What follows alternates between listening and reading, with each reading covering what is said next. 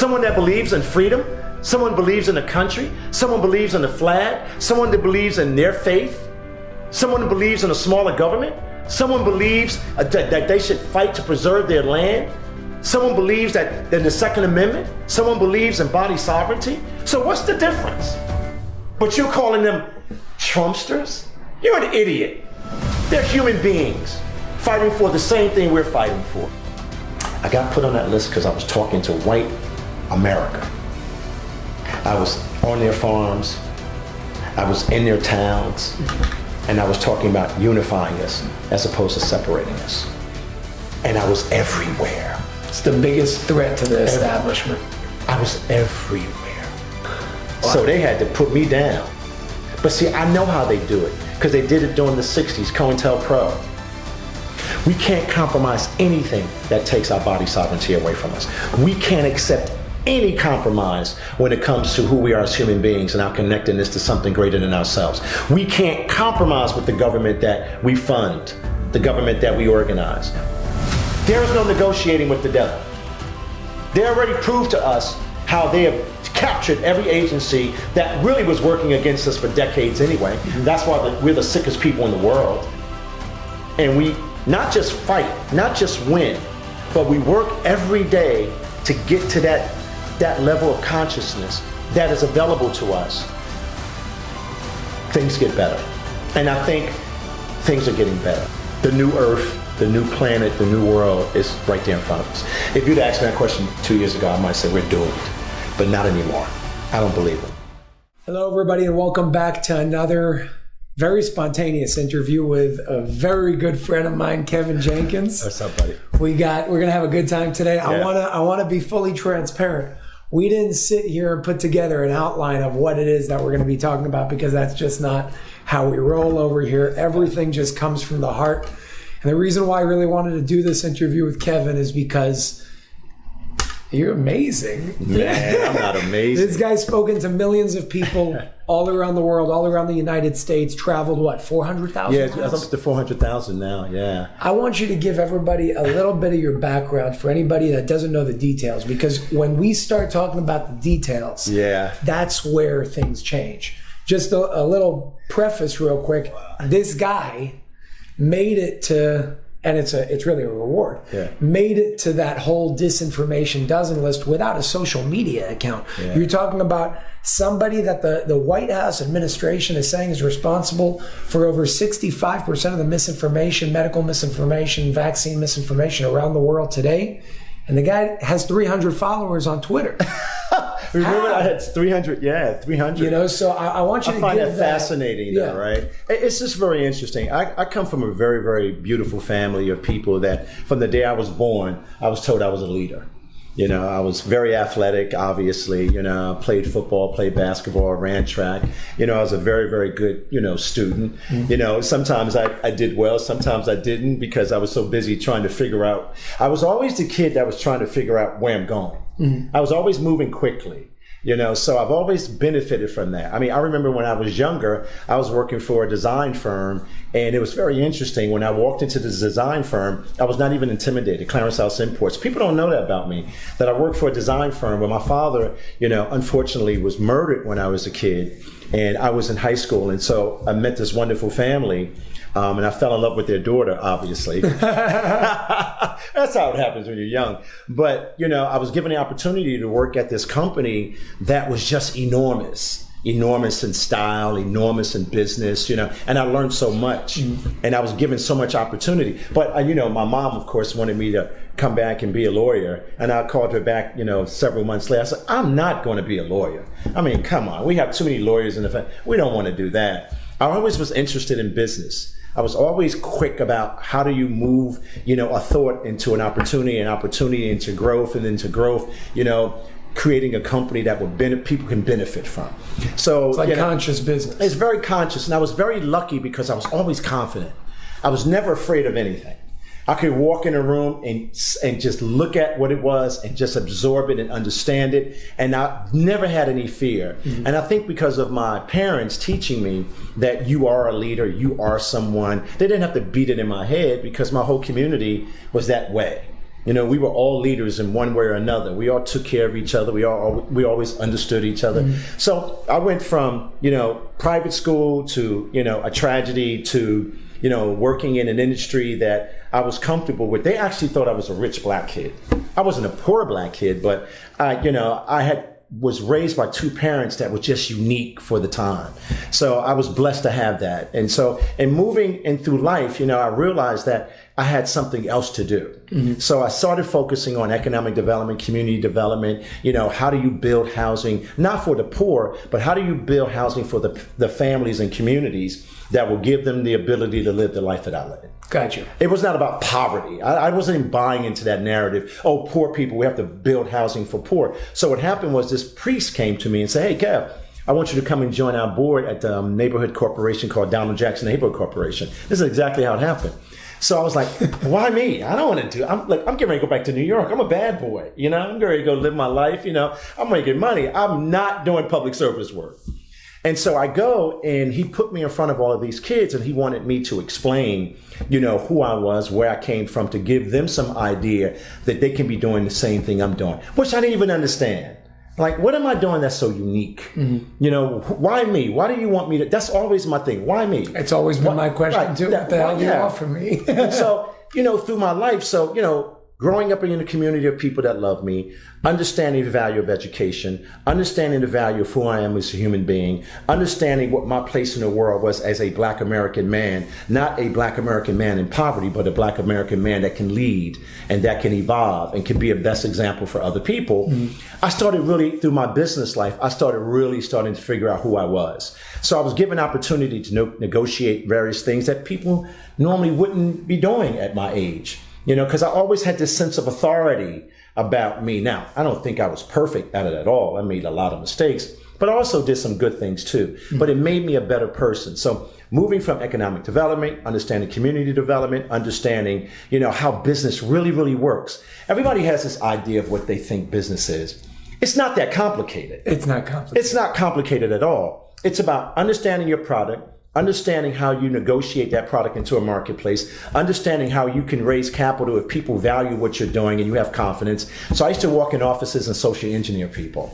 I mean, way before social engineering became what it is, right? Yeah. So I would walk in offices and I would instantly know this person was a human being or he was just a machine. Mm-hmm. So every time I would negotiate with the companies that I created companies that were only focused on what I wanted to do. So when we had a distressed market in 2008, 2009, I told you, I killed the market because I knew that there were developers that were losing their shirt and that I knew that the government was really looking for housing for a certain group of people in the country. So I went and negotiated that HUD would buy those properties from those developers. It's looking for that opportunity in the chaos, which is what we're in right now. That's right. And people don't understand that. Some people do, but some people live in fear when it comes to business. And I don't.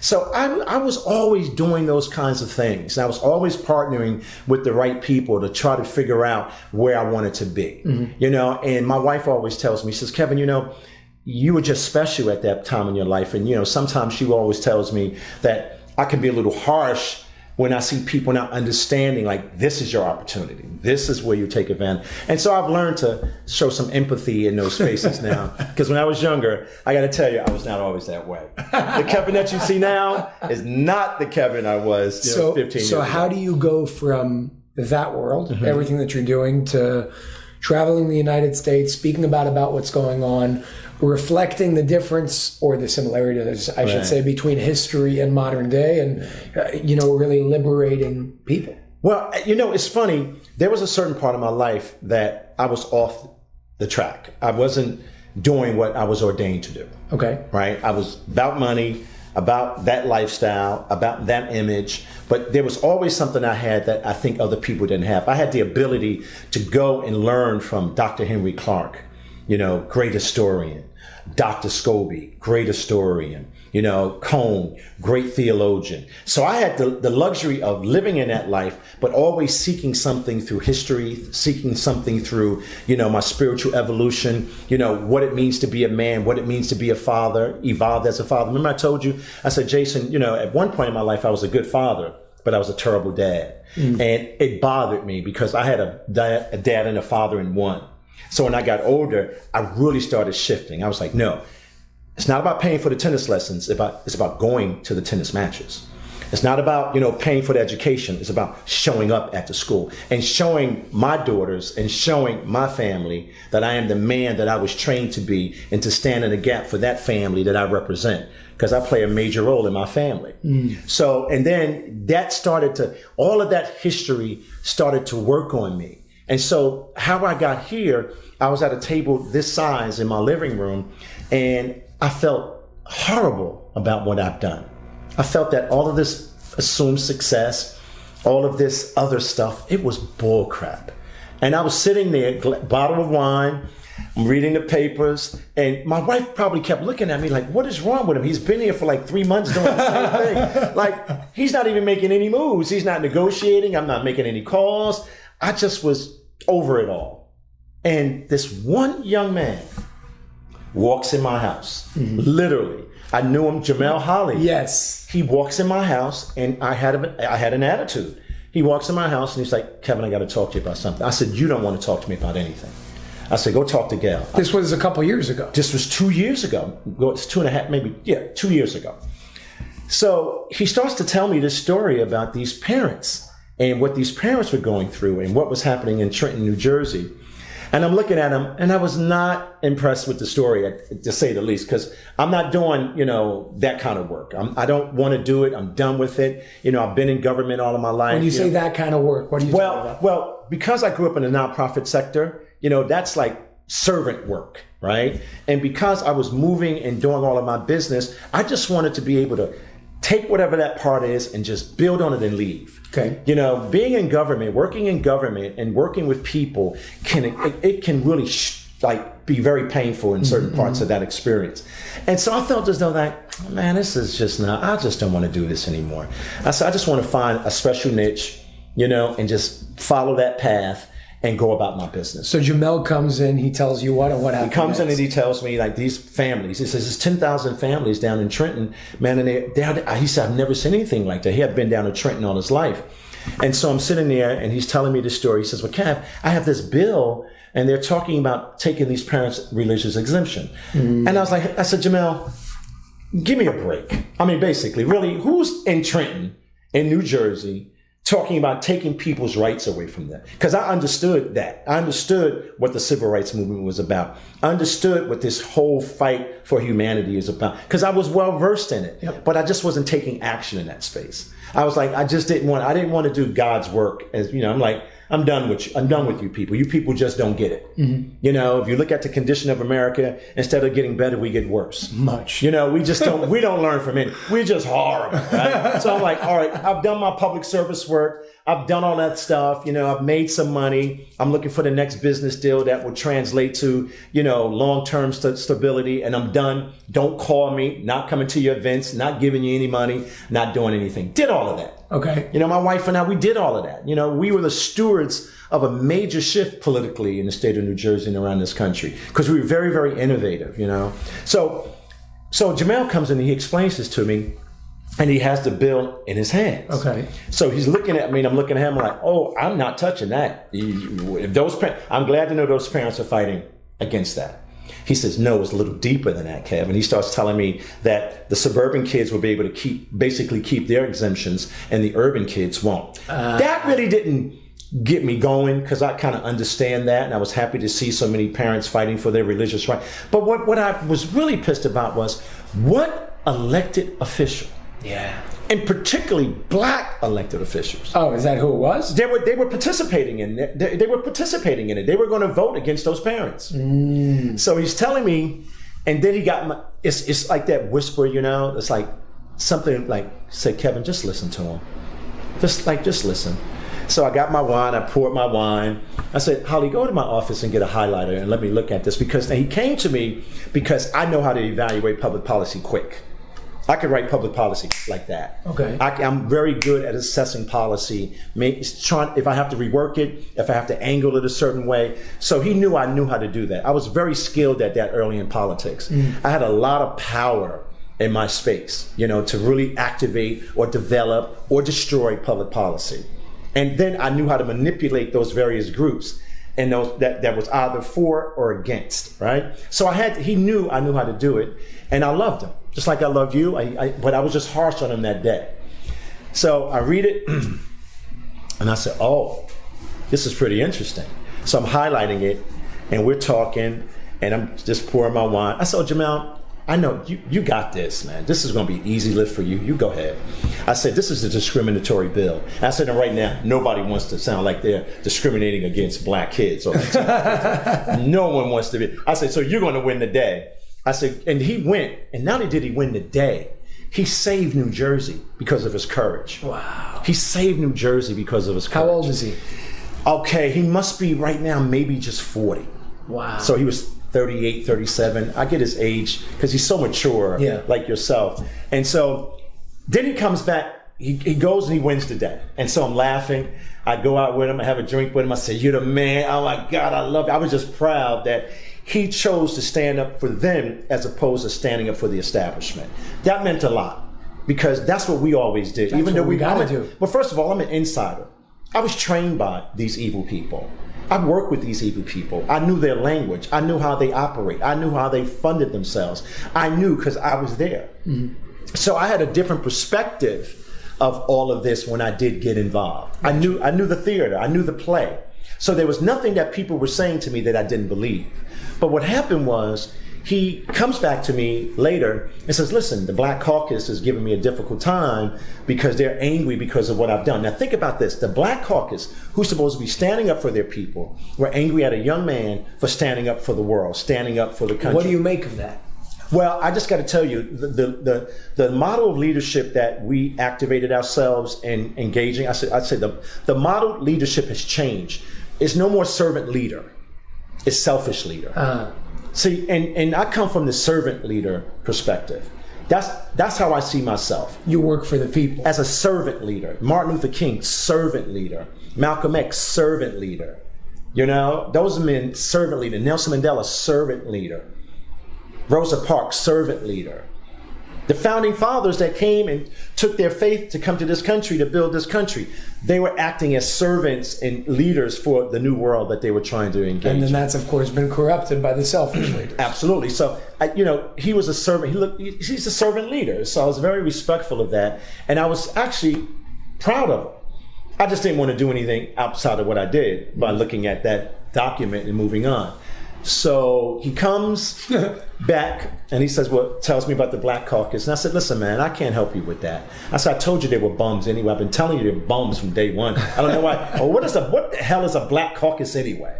So I was literally messing with him. I'm like, in my house, I can do that. I'm like, what is this Black Caucus? What are you dealing with black issues? If you're dealing with black issues, why are so many black people doing so poorly?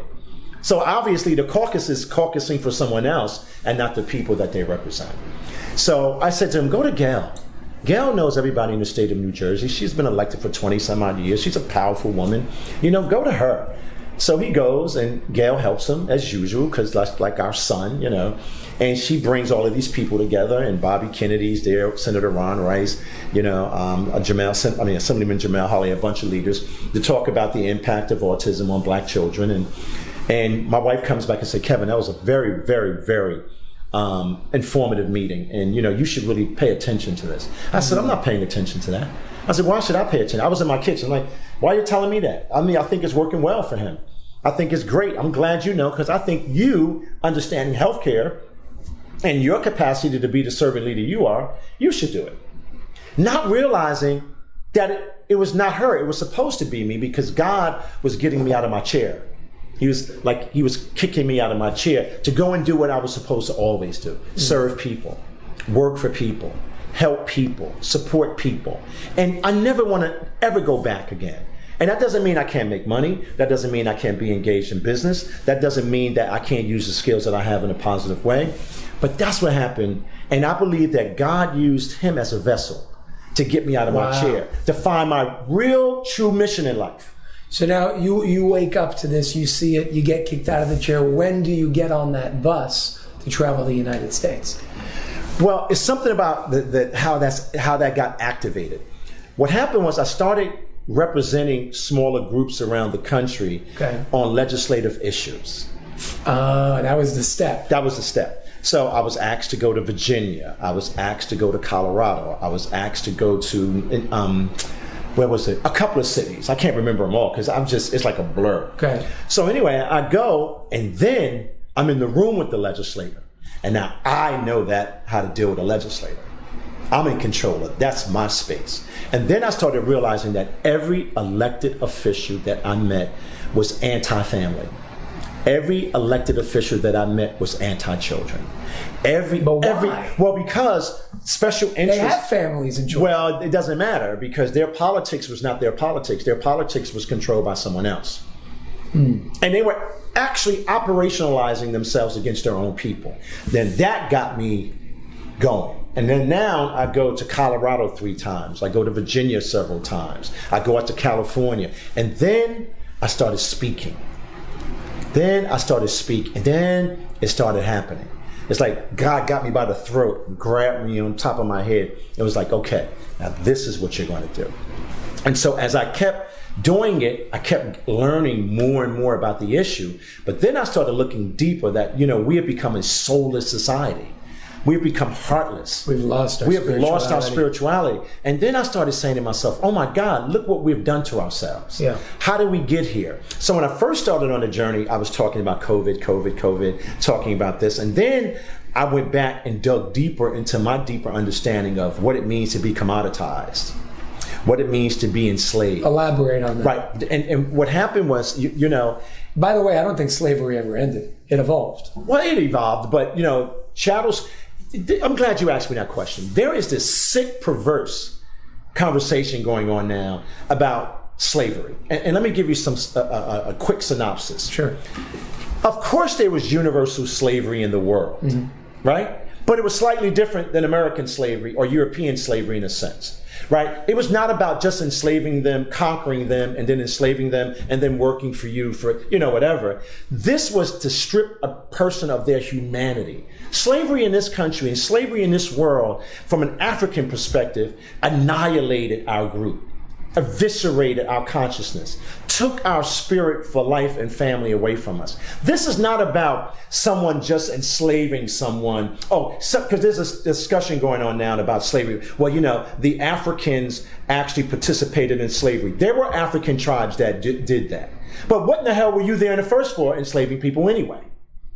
So the Europeans in America, they used our bodies for 400 and 500 years to drive the global economy. So when I hear people, this has got me fired up. When I hear people trying to marginalize that discussion by saying, well, slavery was always prevalent. No. This was a different slavery.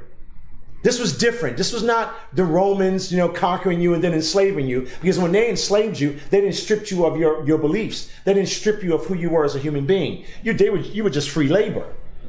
So when people talk about slavery now, I'm watching this happen. And you know who's to blame for that? Black Americans are.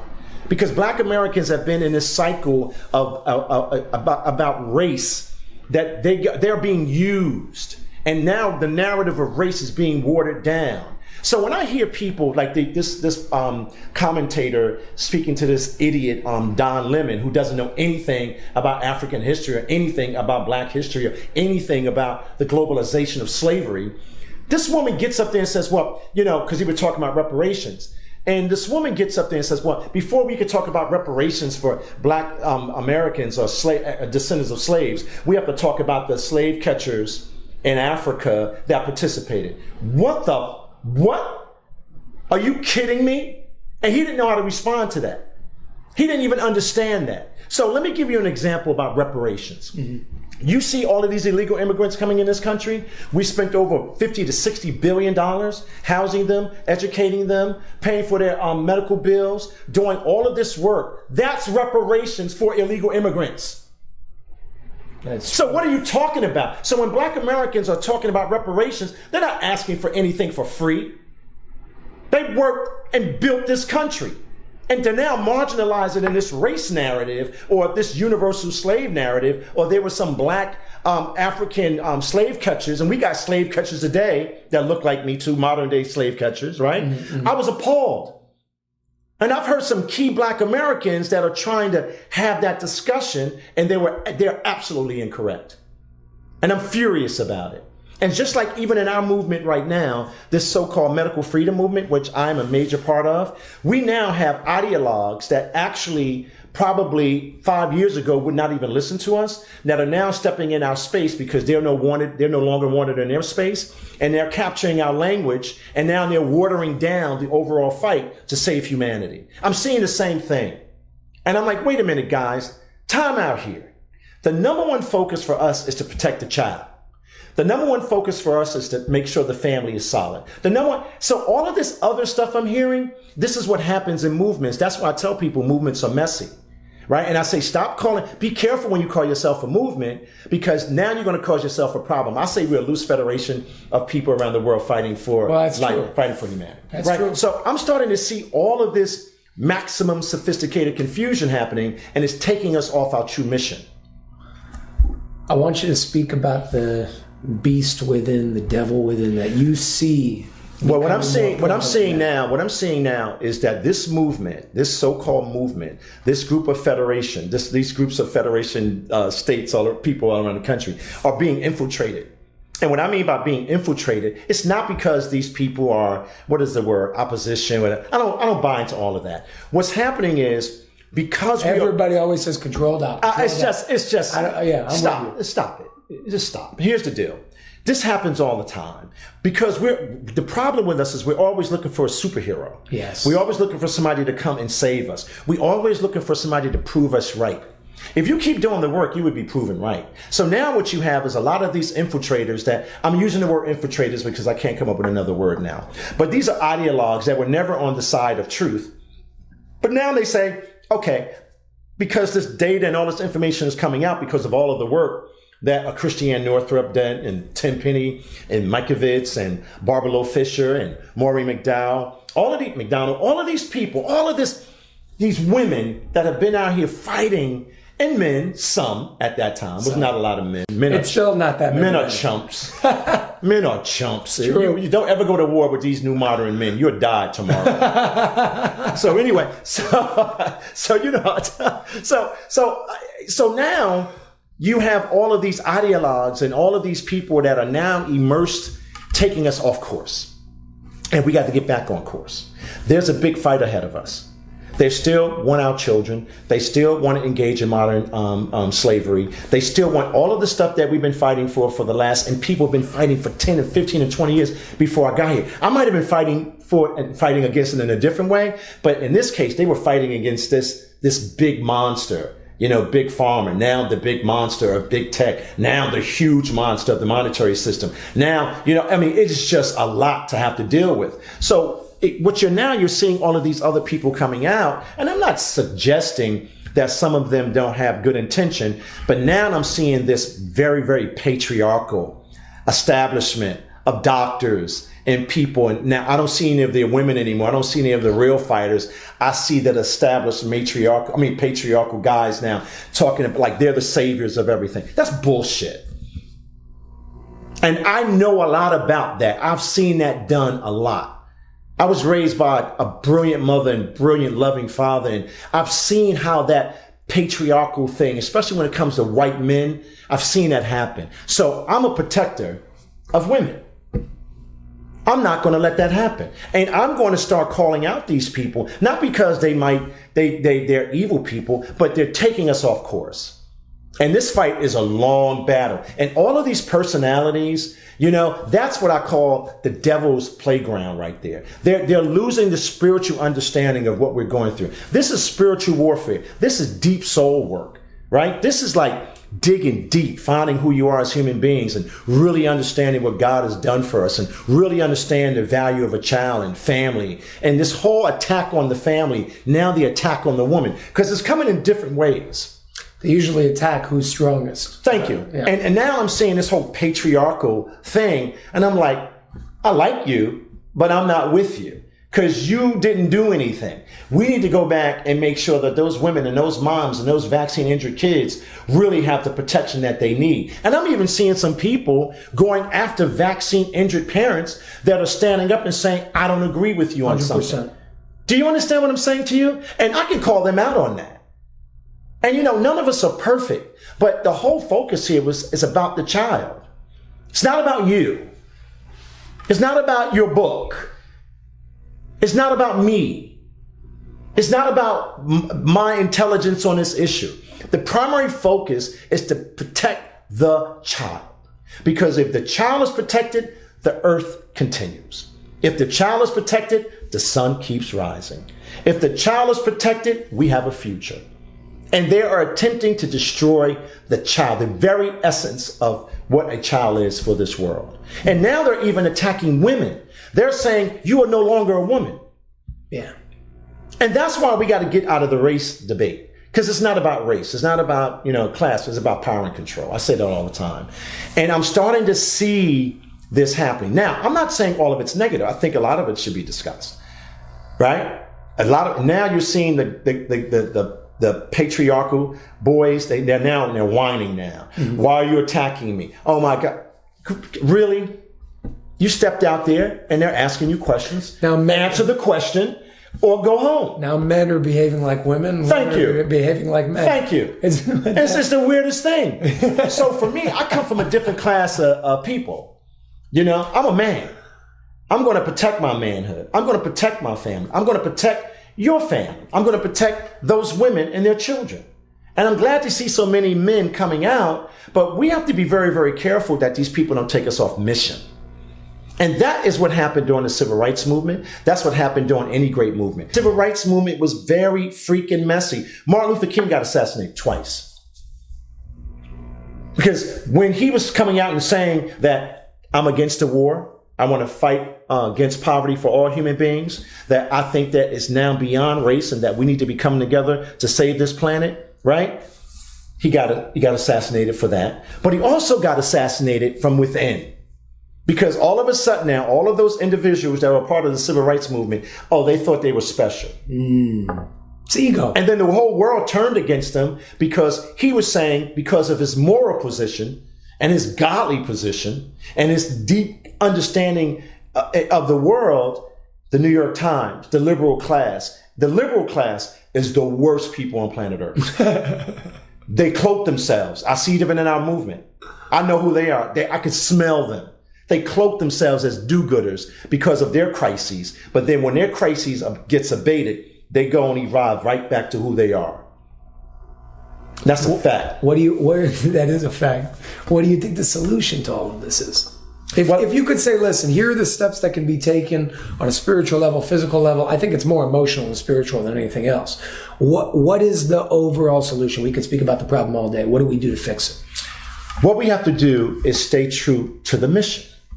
The mission of preserving life for family, our children. But naturally, you're going to see things come up like ego, because we're human beings and all that. What do we do when that comes up? So, I'm going to say it again.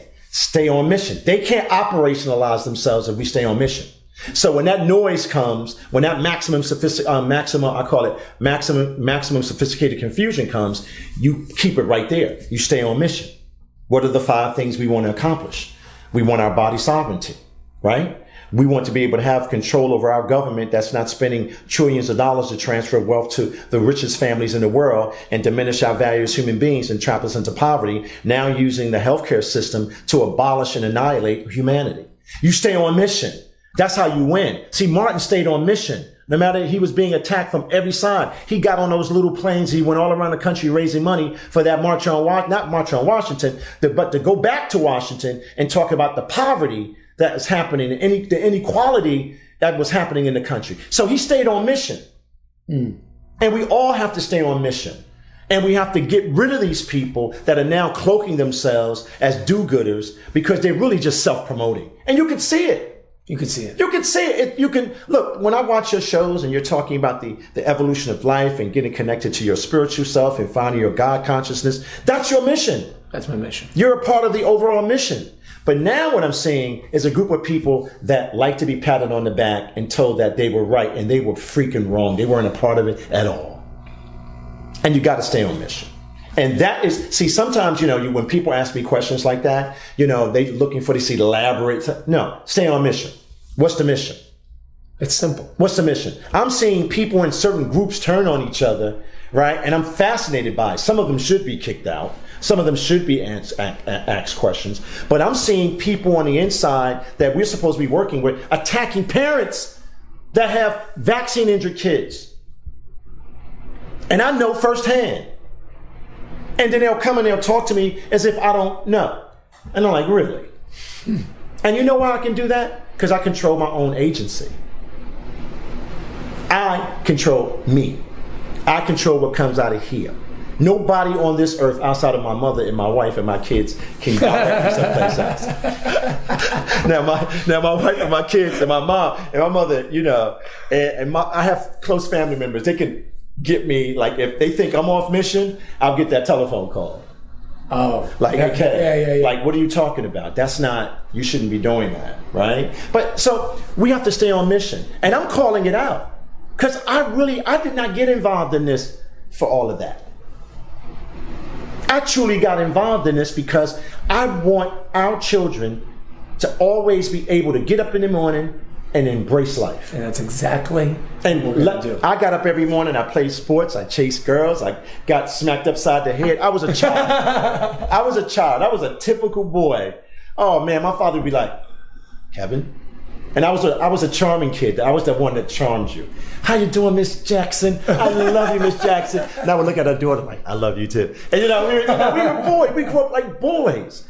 I want our young men to grow up like boys. I want our young women to grow up like girls. I want them to become women. I want them to become men. I want them to love their families. I want them to love the sun. I want them to love their life. I don't want them trapped in this manufactured world that these evil people are creating for us. But the problem is nobody wants to admit the reason why we're in this space right now is because we bought into classism, we bought into racism, we bought into it all, and we are just as corrupt as the people that we're fighting. Absolutely. And now I'm starting to see that ugliness comes out.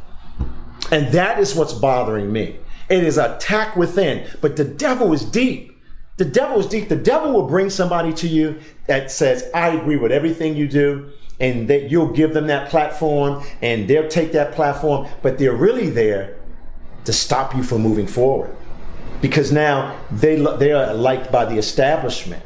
The establishment embrace them. That's why you see all of these people every place now. All of a sudden now the establishment embraces them, but they don't embrace the people that went to jail for it.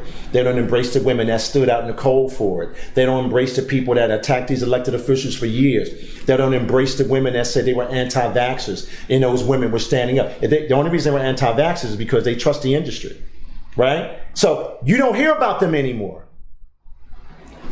You don't hear, because we're always looking for somebody to be our God. And that's what's happening right now. It's such a problem. And I'm seeing it. And I'm calling it out.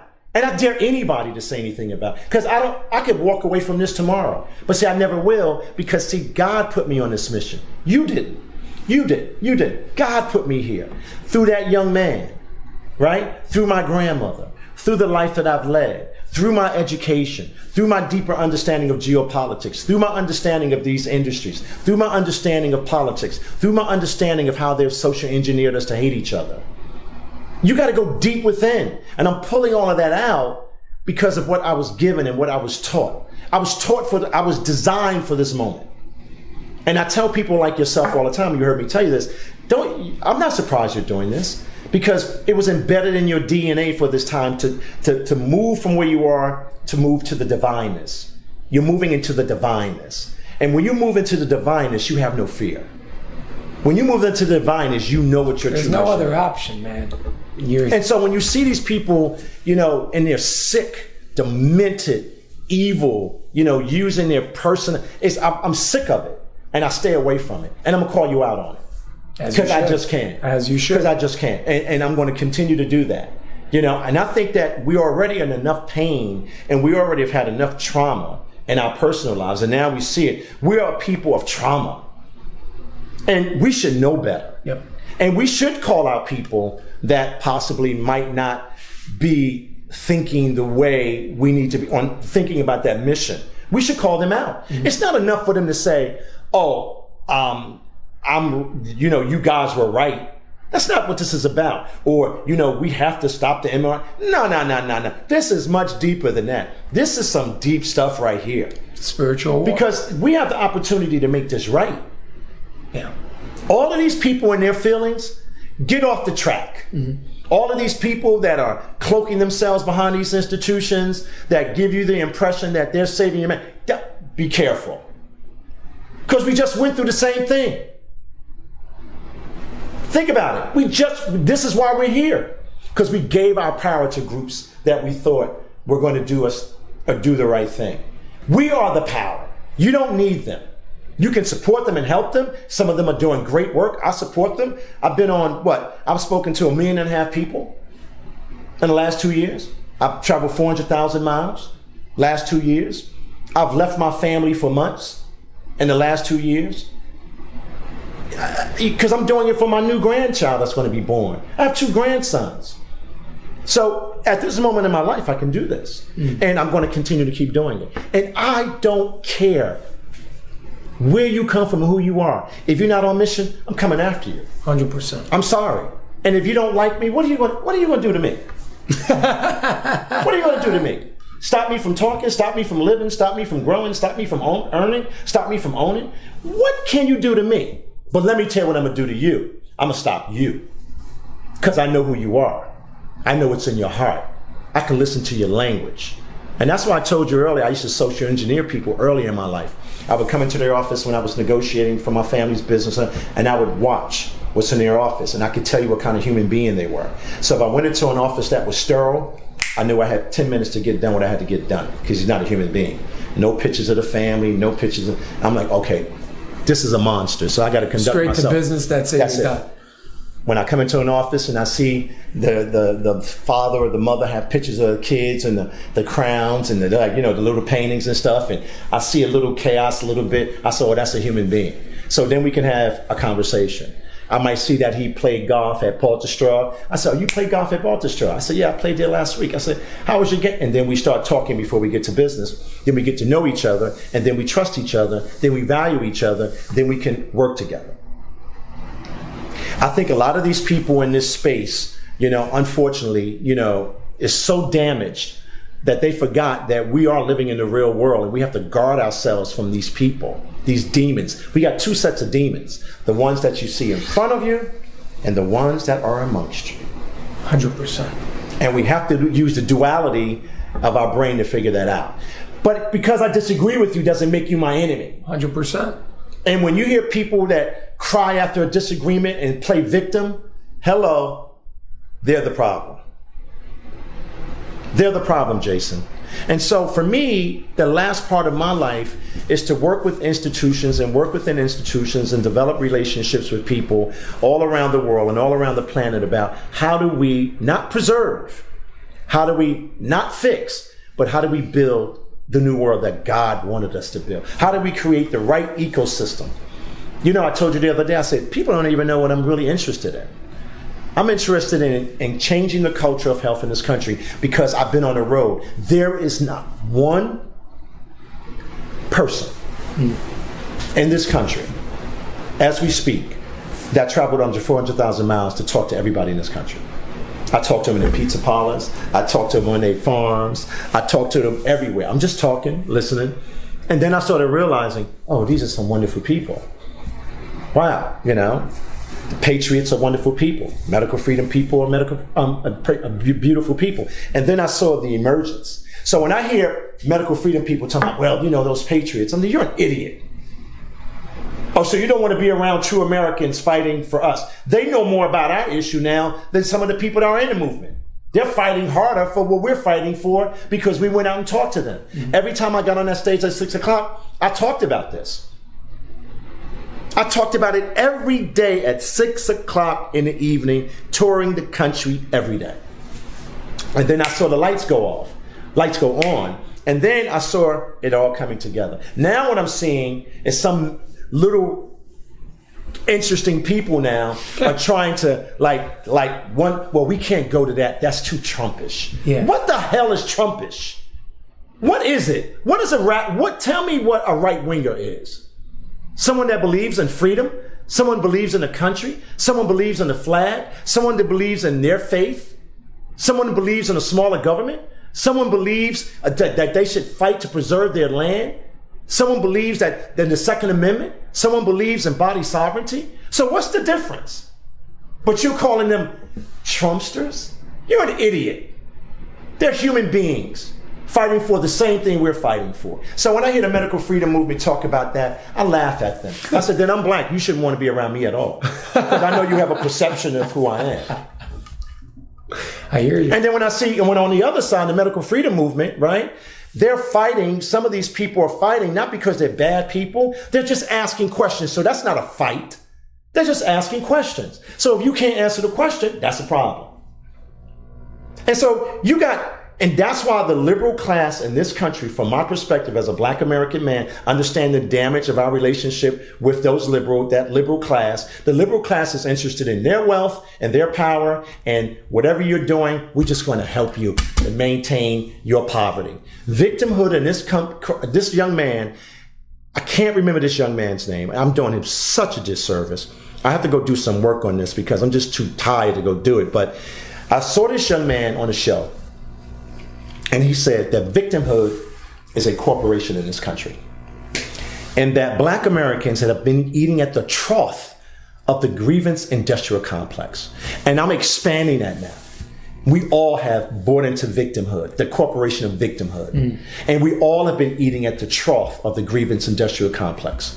And it's time to break that cycle, time to break that dream spell. And I dare any liberal, because I grew up in a Democratic family, Republican family. I've done business with Republicans and Democrats. That's just business. That's just business. These ideologues that you going around talking about, Trumpsters, right wingers, left wingers, dog wing, it's all maximum sophisticated confusion. Yep. We're human beings and we're fighting against a monster that no one can clearly understand. But I have an understanding because of the history of my people in this country. So when I hear people playing with the narrative of slavery, trying to diminish it, when I hear people watering down the horrible impact of what slavery did to black Americans and Africans in this country, and to suggest that there were some African slave catchers that were involved and we should be dealing with that as opposed to dealing with 400 years of slavery, chattel slavery in this country where they wiped us out as human beings, you better get your stuff together. You better get yourself together. You don't know nothing about this issue. And when I hear black Americans talking about it, they make me sick to my stomach because they don't understand what it means to be commoditized. Yeah. We don't understand what the black body has gone through in this country. Now, when I say that, I'm not selling victimhood. I'm acknowledging that we played a role in that too. Black Americans played a role in this victimhood narrative. Look at our communities after 58 years of black leadership. Look at our communities after the first multiracial president. Look at our communities. They're worse off than they were in the 30s and 40s, right? In the middle of Jim Crow. We had less unemployment, less broken families. We had churches that really valued God and valued life. Now the black community is just a proxy for the Democratic Party's wealth and power. Do you believe that the Democratic Party, not connected to the black community, is behind Black Lives Matter? Of course it is. Black Lives Matter. I still don't even understand what that is. And when I see white people putting these flags up there, because that's victimhood. Yeah. Black Lives Matter is what they used to do, and they're still doing it in all these countries when they pulled the coup, right? They were a part of this coup. January 6th was not a coup. Antifa and Black Lives Matter was a part of a coup. It was financed to create chaos in these urban communities around the city, around the issue of race. I still don't, I thought when they said Black Lives Matter, I thought it was a Coca-Cola commercial. We're not monolithic. No. It is not even serious. I don't even know what that is. And they were being financed to cause confusion. They want us in this narrative of race. Everything is racial. You ever notice now? Well, he didn't speak to me, it was racist. He fired me, it was racist. So they're watering it down. Yeah, they're using it too much. Now, if you're LGBTQ, whatever that is, and now all of a sudden, if you say anything, you're racist. I'm a black man, and they call me a white supremacist. I built my community. I lived in my community. I just don't agree with your chaos. And so black men like me are a threat, not just to black people, but to the other people too. the liberal class. So, but I know them. See, I'm an insider. So when they put me on the list, they didn't put me on that list because of my social media. That's a joke. Listen, when I tell you I only had 300 Twitter friends, man, it's a joke. I think I had 3,000 Facebook friends, and it took me 7 years to do that. I never was into social. You know that. You can still track me a little bit now and say, this guy's not, you don't see me promoting anything besides the work that I'm doing, right? Mm-hmm. And so I realized why I got put on that list. I got put on that list because I was talking to white America. I was on their farms. I was in their towns. And I was talking about unifying us as opposed to separating us. And I was everywhere. It's the biggest threat to the establishment. I was everywhere. When you got up in the morning, you might have saw me in California. The next day I was in Texas. You might get up and saw me in Texas. The next day I was in Nebraska. You might get up and see me in Nebraska the next day, and I was in Harlem. The next day, I was everywhere. Wow. So they had to put me down. But see, I know how they do it because they did it during the 60s, COINTELPRO. Well, first of all, they didn't bring you down. They No. They actually, I thought it was the best gift. I laughed. Absolutely. You never heard me cry about putting on this. I'll just say, thank you. Yeah. Because I understood that I was in good company. You know, I told you, when you come in my house, the first thing you see is that beautiful painting of Frederick Douglass. And when you walk out of my house, you see that beautiful painting of Harriet Tubman pointing to the north with the water in her skin. And my job is to cross over those two rivers too, to come back and rescue people like yourself and all of our people so we can get to the promised land of freedom and love. Because I believe love wins. I believe seeking your God consciousness allows you to have a deeper understanding of who you are as a human being. So my messaging changed. It was about God and love.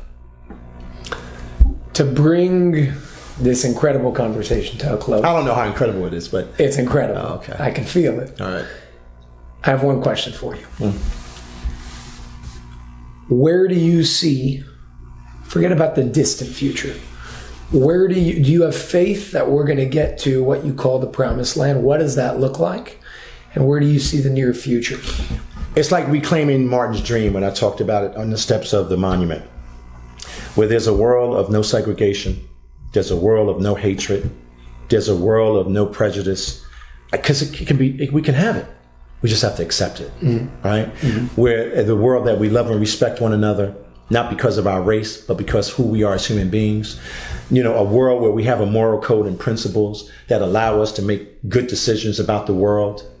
And a world that will allow us to continue the mission that God gave us. Well, I call this world the age of love. The age of love. And it is. It's a new age. And so my whole messaging changed. But you had another part of that question. The near future of humanity, with what you see that's going on. You've traveled, you've spoken to millions, you've met millions. What do you see? A lot of people have not had the chance to see what you've seen firsthand. You must have a different perspective. Maybe yes, maybe no. Where do you see us heading over the next couple of years? Do you have if we stay on mission, the new earth, the new planet, the new world is right there in front of us. If you'd asked me that question 2 years ago, I might say we're doomed, but not anymore. I don't believe it. I believe God will prevail, and the ones that have that chip in their DNA, that small group of crack troops all around the world, we're going to preserve the world and make it better. I think we're on the course, right, of doing some of the greatest things to save humanity. But we can't compromise. We can't compromise anything that takes our body sovereignty away from us. We can't accept any compromise when it comes to who we are as human beings and our connectedness to something greater than ourselves. We can't compromise with the government that we fund, the government that we organize. We have to break all of it. We have to destroy it all. And if anybody suggests that those systems can still be in place, they're the enemy to me. There is no negotiating with the devil.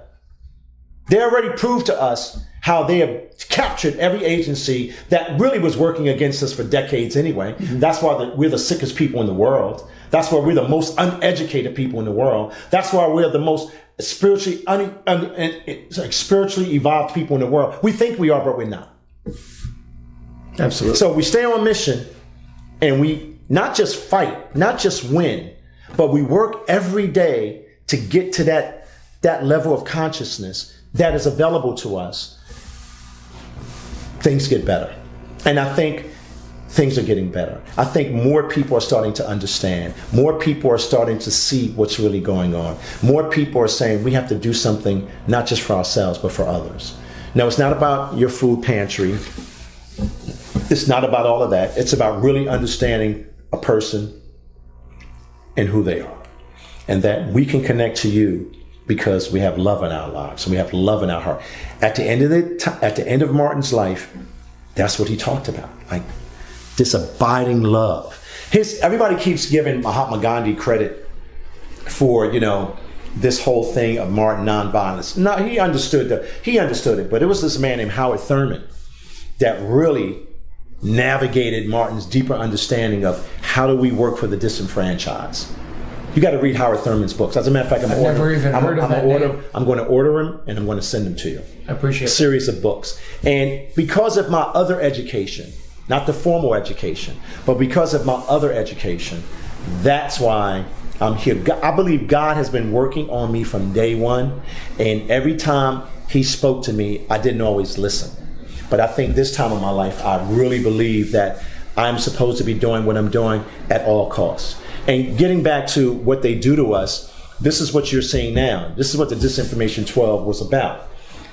First, they have to humiliate you. And then if that doesn't work, they have to destroy you. And if that doesn't work, they have to incriminate you. And then if that doesn't work, they have to kill you. And this is what we're in the middle of all of this. And so when you see all of this infighting, they're off mission. When you see all of this patriarchal, I'm seeing it, man. I'm watching it. I'm watching it. I'm even watching some of the panels in the country now, and I'm like, oh, okay. So the panels went from here to here. And it's very subtle. Very subtle. You got to really pay attention. You got to stay dialed in. And I'm like, holy crap. We fell for the banana in the tailpipe. Because the person sounded like they were with us. The person said they understood. The person got up and said, oh, you were wrong. You got to be careful. Those steps that you just said got me with humiliate, incriminate, assassinate. Humiliate, destroy, right? Incriminate, and then assassinate. And so what you're seeing, and they're all trying to narrow our lives down to this tribalism, Democrat, Republican. They're the uniparty. We are the government. And so when you see this visceral stuff that comes out of people's mouth about candidates and all, I'm like, really? You really feel that way? I said, so let me ask you a question. I do this to Black Americans all the time. Actually, I do it to everybody. You've heard me do this. Oh, you feel that way? So let me ask you a question. I'm going to do the Trump thing for you. You've seen me do this. And I love doing it now. So I just ask a question. You really hate him that much? Yes, I hate him. He tried to destroy the country. Okay, well, can you explain to me how he did that? Can't do it. I ask Black Americans, because I'm using him as an example, because he's their devil, right? Because that other group, the most evilest people on earth, are saying that he's the devil. Those are the devils. That group is the devil. Mm-hmm. So I asked Black Americans, I said, wow, you really hate this guy. Yes, I said, can I ask you a question? Did he ever write any public policy? Did he do anything while he was in office that impacted Black Americans in a negative way? I don't even know. But the reason why they feel that way, because they are slaves. And they are being told to feel that way. They operate against themselves. And then when this is the other thing I hear, I find it hilarious, where he's just divisive. Well, you need to get out of the political business, because all of it is divisive. So now they created this boogeyman while they're reorganizing the world to destroy life. And you're worrying about this guy? Really? You're an idiot. Listen, and you can't be trusted. They do a good job at dividing. And so when I ask the question of people, well, he's just wait a minute. Let me get this right. He's what? What did he do that makes you feel the way that you feel? It's propaganda. Yeah. I said, so Did we have any wars when he was president? No. Did we, was our oil reserves at the heights it was ever? Yeah. Were we in the middle of inflation? No. Did you have more money going in your pocket? Yes. Black Americans, did he agree to put a $500 billion plan together, because of the reparations discussion? Yes. Did he get Black Americans out of prison? Yes. Did he give more money to HBCUs and they didn't have to come back for 10 years? He gave them more money. He said, look, you don't have to come back and see me, man. Take the money and go build your schools. But all of those people are anti what they say they are for. Because if you really look at all of that, because see, I measure you based on public policy because I've been in that space. Action. So all of it is maximum sophisticated confusion. It is to distract us. So even all of these, and you can tell the liberals, because they're just offended by everything. I'm like, oh, so now you want to tell my son that he's a girl, but you want the school to dictate that. Now you want to tell my girl she's a boy, and you want to use my money to be engaged in gender appropriation that detaches my children from me and my belief system.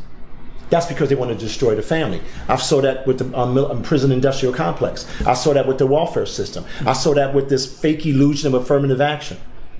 So when I tell white people that white people got affirmative action, they was like, Kevin, yeah. I said, you ever heard of GI Bill? What's GI Bill? GI Bill is when you came out of the war, you were given access to an education, you were given access to capital, you were given lump. That's affirmative. You got reparations. But Black Americans didn't get that. See, people don't understand reparations. They think, oh, you're just giving somebody. No, it's repairing the damage that was done by you. And so they try to cloak it in this thing. Well, we can't give everybody money. What are you talking about? You just gave Ukraine, what is 100 billion, probably more? Who are these people in Ukraine that I'm giving my money to fight a proxy war for NATO and American government? And then you want to paint Putin. These people are, I'm telling you, we are the most unsophisticated people ever. I'm sorry, I can say something. I don't want to muddy up. I don't want to muddy up. I don't want to muddy up your thing. So we are ridiculous. We are ridiculous. I'm telling you, I'm frightened by when I hear stuff like that. Yeah. And when I see all of this, I hate him. He has to die. Now, let me tell you something. I didn't vote for Trump the first time. As a matter of fact, I'm going to blow your mind. I was a Republican all my life, and when Trump became the president, I changed parties. How stupid was I? But then I grew up in this business, so I know if somebody's doing something right and somebody's doing something wrong. And I watched the guy, and I was like, everything he's doing at this point, the way he screwed up with me is when he allowed Fauci and all of those global tyrants take over the White House, and he was not prepared for any of it. He doesn't understand that system. He might understand a little better now, but he didn't even understand that. I tell people all the time, I said, oh, so you think you could do better than him? You go in there and then you try to do what he tried to do. I've been in government. I know how that works in that room. I know how those bureaucrats, those lifetime bureaucrats will twist you in the wind. And then he thought, because of political calculations, he was playing this game. He screwed up. He should have said absolutely not. He should have been the president. That's when he should have been the president and dealt with that issue accordingly. And he's got some problems about that. He needs to come out and confess that I screwed up and millions of people are going to die because of what I've done. People are going to die. Every day they're dying. Myocarditis, sudden death. People are maimed for the rest of their lives because they wanted to enrich themselves and commoditize our bodies. And that is a war against God. It's a war. We're at war. They want to change the ecosystem of who we are as human beings. They want to rewrite the DNA of our faith. They want to take our hope away from us. They want to strip us of love. They want to strip us of all of it. And they want us concentrated on hate. And we fall for it. And then what they do is they put people inside our system that sound like us, that look like us, right? And guess what? They knew exactly what they're doing because we're weak. We're always looking for the savior. We're always looking for something for the sky to save us. The only thing that's going to save us is us. Not me, all of us together, unified. So I'm putting everybody on notice. And look, I don't care how you feel about me. I didn't come into this about how you felt about me. If I never saw you again, it's fine with me. Because I know what my mission is. I don't care about being a part of your club. I am the club. I don't care about what you think. Because I did not get involved in this for that. I got involved in this for children and mothers. I really don't care. If I never speak on another stage, you know why? Because I can go build my own stage to speak on. You don't have to invite me nowhere. And I want you to show this tape. You don't ever have to talk to me again because I was not ordained by you. That's why I have such special relationships with people in the world that we're in now. And that's why I take those relationships seriously. But if you think I really care about what you think, you couldn't hold my piss water. I mean, really, these people go around with their little whisper campaign. I laugh at them. You kids, you're children. You're children. And you think you're slick. You're not slick. Time is running out on you. Nickel slick people, I can spot them a mile away. And then, people have this whole thing, maybe, he should. I'm not being managed by any of you. As being in your power. Of course, because that's what we were here to do. We were ordained. That's why your platform is growing and evolving because you're doing God's work. You're not doing your work, and you should benefit. One thing I tell people all the time, and I want you to remember this. When you stand up for God, God stands up for you. God rewards courage. You ever notice you can have a dark moment and you're trying to figure out stuff financially and boom, something happens. Or you're in a dark space and you're doing your morning walk and you're praising God and boom, something whispers in your ear like, this is what I want you to do. Mm-hmm. You ever notice when you haven't seen your family in a long time and you might have been estranged by some of them and you walk in a room with all that light on you and you hug them and you love them, it changes everything. When you're fighting with your husband because you have a vaccine-injured child and it's breaking up the family and all of a sudden you go to God and he goes his way and all of a sudden it just comes back in a magical way. That's what this is about. It's about finding hope in one another. Finding some love in one another. Getting past our ego. Who said that? Buddha said, our ego is directly connected to our suffering. 100%. And every time my ego steps out, now I could be a son of a. I always tell you, I have a mental illness about that. If you do anything, and I always tell you, remember I told you, I said, let me tell you something, young man. I'm a very loving person until you step in the middle and show me that you don't care about what I'm talking about.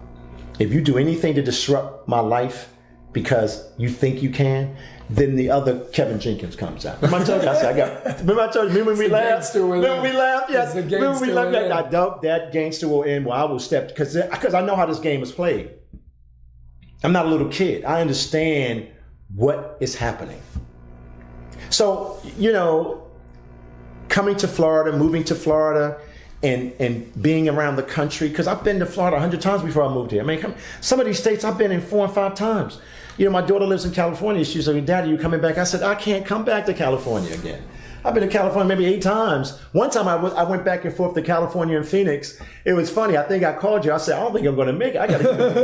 I said, I'm not getting on another plane, right? I was like, man, I think I might have told you. I was like, man, I can't breathe. The trips wear you out, and I stay in shape. I eat well. And even my health, I mean, it's really interesting. I'm even evolving in, how I take care of this temple and figuring out all of the bad stuff and good stuff and I'm helping my family and community to break through, moving out of sick care to well care.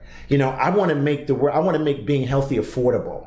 I want to be able to translate moving out of allopathic care to holistic care, to the care that really brings vibrancy into your life. I'm not worrying about all of that. I'm trying to get my group and other groups to understand that being healthy is not about being healthy. Being healthy is preserving what God gave you.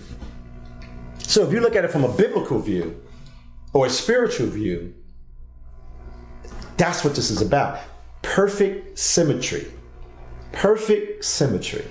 And we just damaged it and muddied it up and just beat it all up. And now we have a chance, no matter what your condition is, you have a chance to whole thing. We can change. And I've seen a lot of your shows where you talk about healing yourself. And I'm healing myself. I am a child of trauma. Literally. And outside of me telling you that, you would not have realized that. You would have never known that. I am a child of trauma. Not because we lived in a community that was engaged in trauma. It's something that happened and it defined a certain part of my soul. And I have to accept that. So if you don't want to admit that we are children of trauma because of this ecosystem we created of hate and despair, so that's why I pay homage to, I was doing this event. In Tampa honoring, 5 women that I actually admired, that taught me a lot as I got into this battle to save humanity. Christiane Northrup, I watched her. She embraced me like that. I love that woman. I love her. Judy, I watched her, but she embraced me like that. Yeah, they're good people. And we talked. I remember Barbara Lowe Fisher. I did a special segment with her, and the following week I was on the disinformation list. Right? So if you talk about, Maureen McDonald, she's always trying to bring people together, and I always tell her, God bless you. People are crazy, but when you think about that, it's not an easy job, man, because people don't want to. And then think about Tenpenny. I call her the toughest woman in the world. Every time she says she's mad at me, like, what are you yelling at me for? What I do? But I love it. But think about the courage that they had. Think about, Karen Day in an airline crash. The next day she's out fighting for God, fighting for community, fighting for family. Yeah. Think about that. It's crazy. And now you have some people that are so, the trauma is erased something in their consciousness where they can show empathy and understanding. I'm starting to see some of the people in our group act like the people we're fighting. And I'm watching it and I see it. And I'm going to call them out on it. Yeah. Let me tell you something. I'm going to call them out on it every day. I'm glad we're talking about this because this has been bothering me. I'm like, look at this. Because listen, I grew up in politics, so I can see it. I can see the whole playing field. And I'm like, oh, I see where this is going. You know exactly who's who. I know exactly what's going on. I know exactly who they are. Yeah. Well, somebody even called me. Somebody said that. What did they say? This was funny. It was funny. They said I was a foreign agent. Yeah, they told me the same thing. People said, we know you work for the CIA. I have other people that told me you're really 42. You're just lying. I'm like, are you stupid? Yeah. Like, are you like, and then now when I hear a lot of these stories about the evil people in the world, I think twice. Like about that whole thing, Obama went to Mars. Come on. Because I see the stories that people make up about me. Mm-hmm. I'm 42. Somebody said, you're really 42. You're just telling people you're 24 so you can get laid by younger women. Oh, well, it's not working that way. Oh my God. First of all, you're a handsome guy. And no, the one thing I love about you, you have passion for life. And the one thing I love about, I always call you my son. I said, you're my son. I'd do anything in the world for you. And I've just watched your evolution. And I watch the energy, that you engage in when you're talking to people. And you're probably one of the few people that can have this off the rant conversation with me. Only. Because, I wouldn't do it with other people. And I actually hate the format now of speaking into a camera and not being able to do this. Yeah, I think we should do this more because you get to look into the soul of someone 100%. When you have those conversations. But my primary focus is to follow what God has told me to do, to the best of my ability, and to remove my ego, because all ego is not bad, but to remove that dark side of my ego. I love that you just said that. Yeah. I love that you just said. Oh no, I don't understand when people are like, well, he got an ego. Well, you better have some ego if you're out here doing this. You better be able to walk in that room. I just did a show, I don't remember, it was a couple weeks ago, and I was speaking about, I don't think you need to destroy the ego. No, you have an ego for a reason. Your ego does a lot of good things for you too. The question is the desire, the way that I see it, is the desire of your ego in alignment with the desire of your soul. Yes, sure. If the desire of your ego is not in alignment with the desire of your soul, you can be destructive. You could do things to hurt people. You could do great in business, but you'll be a shark and you'll destroy people.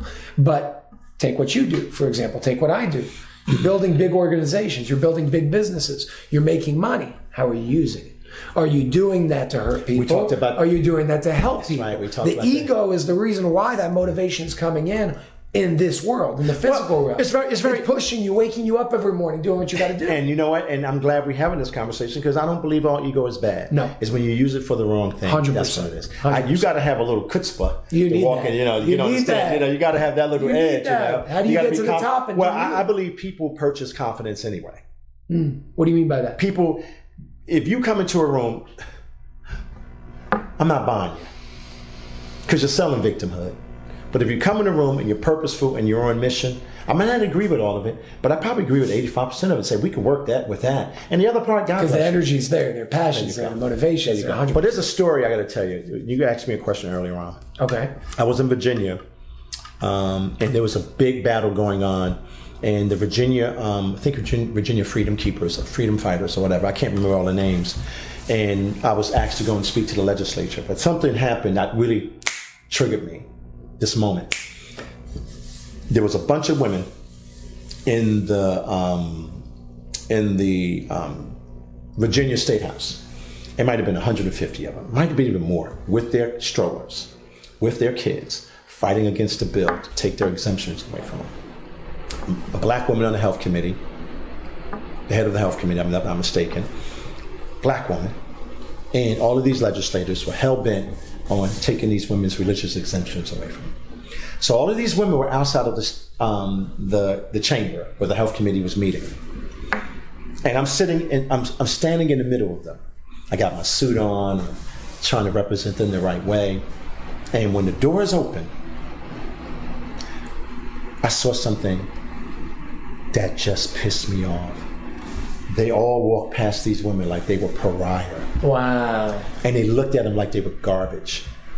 Now you have to understand, I live with an elected official, one of the best. She would have never even thought to do something like that to a human being. So I was talking to one of the young ladies because it messed with me. So I was talking to one of the young ladies and she said, Kevin, thank you for coming and standing with us. I was like, no, thank you for teaching me. I didn't know this. I had no idea this was happening around the country. And she said, Kevin, I'm kind of tired today. And I was like, wow. So I kind of looked at her when she was talking. And she said, Kevin, I'm a medical refugee. I'm a medical refugee. So this woman has been moving around. When I say I get upset. This woman had been moving from state to state to preserve her child's right to live a life without their poison. Wow. That was a game changer for me. That sucked the air out of me. And I think every time my ego gets dark, I go back to that story. And it reminds me of why I'm doing what I'm doing. Every time I get off course, how I find myself back on mission, I remember that woman's face and I hugged her that day. And you know what I did? It's crazy. When I went back to my hotel room, I cried. I was like, oh man, but then I got pissed, and then I became the warrior that's in me. I'm a warrior for God now. I'm a warrior for those children. I'm a warrior for those women. I'm not a warrior for those other people. And I'm not going to let those other people stop what we need to do. And I'm going to do that by staying on mission. And anybody that's out there that's fighting for human rights, fighting for our body sovereignty, fighting for our life to live, fighting against us to live that because we want to live a purposeful life, they are my enemy. And I'm going to fight every day against them. Now I can play this other game, this other thing that we do. I could do that all day. That other thing we do, we think we're cute and, we think we know every damn thing. Even somebody say, well, Kevin, if you don't agree with him, he won't deal with you. No, I just don't like bullshit. I'll call you out on your bullshit and I'll tell you if I don't like you. You don't have to wait for somebody to tell. I'm going to tell you if I don't like you because I see you. See, when you get cleansed, you see people, you know? You just see them. And they can cloak it and play the victim. Because anybody that plays the victim fast, you know you better watch out for them. So that's my mission. I love it. That's my purpose. Yep. That's why I'm doing what I'm doing. Listen, when I started Urban Global Health Alliance with Susan Sweeten and Tara Thornton, Tara, who I love to death, that woman is incredible. What she's developed in her mind and how to work legislatively, didn't have a penny. We used to have to borrow miles from people for me to get around the country. Wow. And the reason why Urban Global was created was because I know institutions. I know how to build institutions. I understand institutional language, but you can't represent this space without an institutional voice. So I knew that instantly. So moving over to Freedom Travel Alliance, because we understood that they were attempting to take our travel away from us, we sat in the room and came up with this whole idea about Freedom Travel Alliance. Just the mere fact that we were thinking like that was a positive for me. Whatever it becomes, whatever it is, only God knows. When Dr. Zelenko called me and Ann Vandersteel to talk about running his foundation, I didn't know Dr. Zelenko the way that Ann did, but I knew him and I talked to him and I loved him and he was a very courageous young man, but he could have called anybody to do that. He could have called anyone in the world to do it. He called Ann and brought us together, and we're from June to now. I mean, we started in June, he died in June. Wow. So July, August, and September, we're building this institution in a big way. That's why we're having this gala on November the 12th. Someone said to me, and I'm not going to say her name, I love her to death. I got to always preserve my conversations with people. She said to me, I know she's going to see this, she's going to call me up and kick me in my butt. I just got to say it. She says, well, Kevin, wouldn't it have been better if we would have had the event someplace else as opposed to the Trump doral, blah, blah, blah, blah. I said, that is ridiculous. I said, so let's go have it at the Hilton. And you know the history of the Hiltons?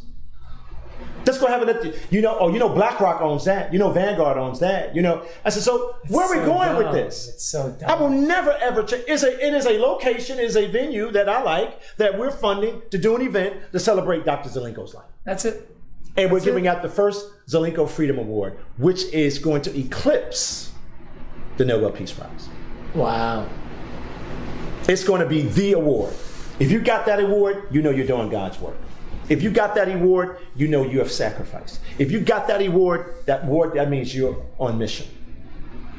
And I think every parent with a vaccine-injured child, every parent that's staying in the rain, fighting these evil people every day, they all deserve that award.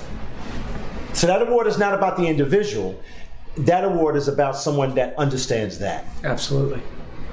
So now, Dr. Zelenko didn't have to call me at all. And then I asked him the question, because I always do that, I said, Doc, why me? He said, why not you? He said, I've been watching you for the last 2 years. You understand this. I know you will help to preserve this. I want you to spread the truth like a mantra. I went home stunned. And then I come to Florida and I work with these women. I love these women around the country. These are the real warrior queens. Yeah. These girls are bad. Yeah. Oh, man. Let me tell you, and I live with a warrior queen, a real one, not that fake stuff you see in the movies. You know what I mean? So I understand that. I was blessed to have a strong father and a strong mother and a strong grandmother and a strong community. Man, I got beat up every day by 13 uncles, man. My mother had 13 brothers and sisters. They toughened me up quick. So I got the mental capacity to fight you. But I don't like that dark side of me. I always tell you, oh man, I don't want to unleash that dark side. If I think you're trying to hurt those people, that thing comes out. Then I start calculating differently then. But these women in Florida, they're under attack from within. And I'm like, wait a minute. Now, if you know me, if you call me up, Jason, and say somebody's bothered you, I'm like, what? I'll be right. I'll get up. Let me call you right back. Let me deal with that. Because that's here. That's in my heart. I'm never going to let anything happen to you. No one will ever do anything to you. You're not just my brother, but you're like my son. I see what you do. I see your sacrifice. You could be doing anything. You and I we could go into the desert and make money. We could do it. We don't have no boundaries. But when I see mothers being attacked because they have a difference of opinion about something and now being vilified, I said, well, I'm going to help you. I didn't have to do that. I don't get anything from it. I don't make any money off of that. But it's the right thing to do. 100%. How can you have a mother with a severe vaccine injured child? I want you to show this whole tape, please. You put this out. How do you do that? And how do you attack them? It's pure evil. You can't say you're on the right side of this and you conduct yourself like that. And I'm not 100% perfect, but I'm not going to go out to hurt you. Now, if I don't like you, God bless you. But remember I told you, I said, man, if I don't like you, you got to do something really severe for me not to like you. But if I don't like you, God help me. So I'm saying to these women, I have enough to do. Yeah. But what they're doing, all of these small groups in America, that's where the real power is. The ones in Mississippi. I went and spoke in Mississippi. The women in California, I went and spoke there. The women in Pennsylvania spoke there. The women in Kansas spoke. Everywhere women organizations were fighting, I was there fighting with them because they taught me a lot. I actually became a completely different person in the last 2 years. And what I should tell you, I tell you this all the time. I said, I pray every day that someone does not activate my other mental illness. Remember I tell you? I said, don't make me think that you're my enemy and that you're trying to hurt those people. Because I was trained completely different than what they don't know me. People don't know me. And I activate myself different. I completely become a different person. Mm-hmm. Then I'm calculating and calibrating. And that is what I don't want to do. I want to just be the soldier for God, soldier for children, soldier for humanity. And if I lose anything and everything, it's okay. Because I know when I leave this planet, I was connected to something. And I listened to what God said to me. And I treated every human being as what they are, God's children. I think that everybody that's watching this, those words and your actions of what it is that you're actually doing, for whatever it's worth, obviously inspires others to do the same. That's my goal with everything that I do. I strive to be my best, and I'm not perfect, but I strive to be my best because I feel that if I could be my best, then I won't have to tell somebody, do this, do this, do this. Instead, they're just going to look and be like, how do you do that? Right. I want to do that, because they see the result. And now, instead of imposing your thoughts and your beliefs on others, you're just leading by example. Right. And you inspire people to be their best selves. And if you take anything from this interview at all, if you take any interview, it's a conversation, discussion. If you take anything from this, allow it to inspire you, inspire that heart, that light in your heart, and stop looking up to other leaders. A good leader, I don't care who you are, what religion you come from and all that, a good leader is going to show you how to be a good leader. Good leader is not somebody that counts their followers. Good leader doesn't care about followers. A good leader says, how can I show you the power that you have within you? That's what I'm hearing here. Someone said to me, oh, Kevin, the other day, I get really I laugh. Kevin, wow, you have 10,000 Twitter friends. I say, what? And really? But I understand the culture we live in. I said, well, I hope all of those 10,000 people are up every day, getting up every day, going out into those streets and standing up for life. 100%. And if those 10,000 people can do that, I am truly honored. I told you the story about how I really, the real part of the story about how I got here. Mm-hmm. And I just want to say this one thing. When I was a kid, I was like every other kid. And my grandmother, I had my own apartment, and I was chilling. You know, I was always doing my thing, right? So my grandmother didn't like the course. She didn't like where I was going. And she knew that I was a charmer. She knew all of that stuff. And she was like, oh, my son, my grandmother was my spiritual mother. She was my mother. She was all of it wrapped into one. I was blessed to have my mother and father, but she was just unique for me. So one day I'm in her house and I'm in her kitchen and she's making some coffee and I go over and kiss her on her cheek and she looked at me. She said, I want you to get baptized again. Then that was it. I was like, there is no way that I'm doing that, Mom. What are you talking about? Now, this is one of the, I never disagreed. My grandmother could have told me to jump off this building and I probably would. So I said, I'm not doing it. And she says, really? Because my grandmother was very gentile, very, elegant. She said, really? I said, no, Mom, I don't need to do that. And then she stopped talking. And she just walked out of the kitchen. A week later, I'm back at the house. I see my grandmother. She says, Kevin, I really need you to do this. I say, Grandma, I'm not into all of that. I don't think I need, and then I started going, and then she gets up again. And she said, okay. So 4 weeks go by. I'm living in the city because I got to always go see my grandmother. I don't care if she's mad. I got to go see Lily. That's my baby, right? So I get up there and she's like, sit down. Let me tell you why I want you to get baptized again. Because I want you to get closer to God. And I'm very disappointed in you that you don't understand what I'm trying to get you to understand. That your purpose in life is not that thing that you do. Your purpose in life is to truly listen to what God wants you to do. Now, this is an elegant woman telling me this.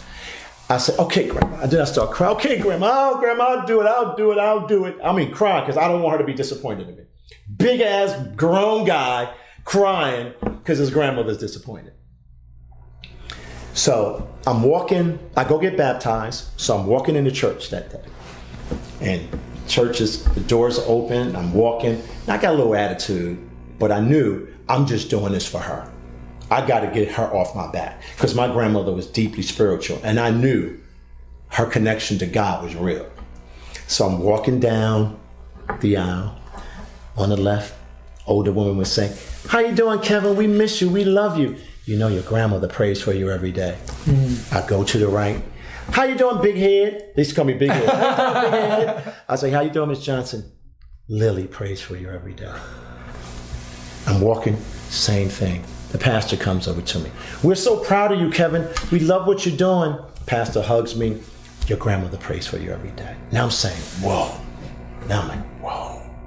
This woman is incredible because she was the intercessor for all of us. She was praying for me every day. I'm the oldest grandson. So she's praying for me. I'm her child, basically. But she was praying for me. Okay. I get baptized. I did my duty. I went right back out there, doing my life. Okay. 4 weeks ago, I'm doing my walk here in Florida. And I'm walking. And then she came to mind. And then I realized what she did. She wasn't asking me to get baptized again for that moment. She was asking me to get baptized for this moment. She was actually preparing me for the journey she knew that I was going to be on. Think about that. So I was like, oh my God. Like, I'm like 4 months away from being 60 years old. So you know what I did? I called my brother. I said, I love you. I called my sister, I love you. I called my kids, I love you. I said, she gave me her energy. She gave me her understanding. And she was preparing me for this moment. Not then. She knew that I was probably something was going to happen in my life. And I was going to do something in my life that was purposeful, that I was going to need God's strength and understanding. That's unbelievable. Wasn't that? Is that unbelievable? Yeah.